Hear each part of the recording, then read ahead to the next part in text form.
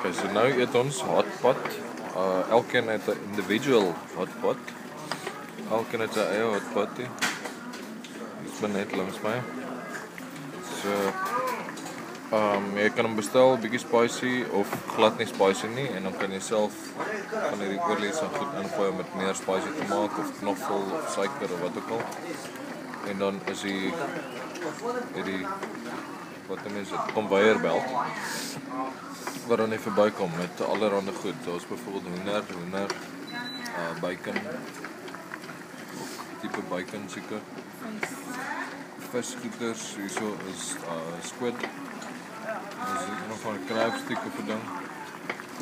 Dan is van alles. Dis blomkool, broccoli, tamatie,